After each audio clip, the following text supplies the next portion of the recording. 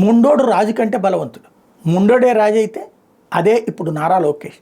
అత్యంత బలమైనటువంటి సంకల్పంతో సాధారణంగా నారా లోకేష్ గురించి నెగిటివ్ ప్రచారం విపరీతంగా జరిగిన తన ఆస్పెక్టు తన యాటిట్యూడ్లో ఒక స్పెషాలిటీ ఏంటంటే పోయిన చోట వెతుక్కోవడం, పట్టుపట్టి సాధించడం.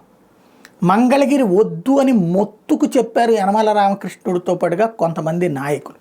వినల లోకేష్, అక్కడే పోటీ చేస్తానన్నాడు, ఓడిపోయాడు. ఆ హితవు చెప్పిన వాళ్ళు గుర్తు చేశారు.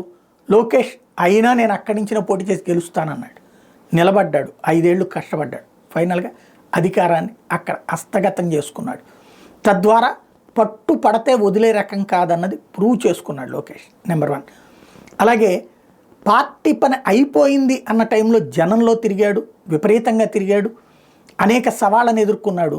అలాగే తన భాషలో వచ్చిన సవాళ్ళని అధిగమించాడు.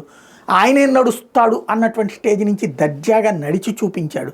ఇదంతా ఇప్పుడు ఎందుకు చెప్తున్నానంటే సాక్షి మీద అప్పట్లో వచ్చినటువంటిది చిరుతిళ్ళ గురించి వచ్చినటువంటి స్టోరీ ఏదైతే ఉందో, కోట్ల రూపాయలు పెట్టి చిన్నబాబు తినేశాడు. నేను అప్పుడే చెప్పాను, అది మామూలుగా లోకేష్ టూర్కైన ఖర్చు అంటే దాని కాస్త లోకేష్ తిండికైన ఖర్చు అని ఏ దరిద్రుడు రాశాడో కానీ ఆ రాసేటటువంటి వాడికి బుర్ర ఉండాలి, అది అనవసరమైనటువంటి ప్రచారం అన్నట్టు.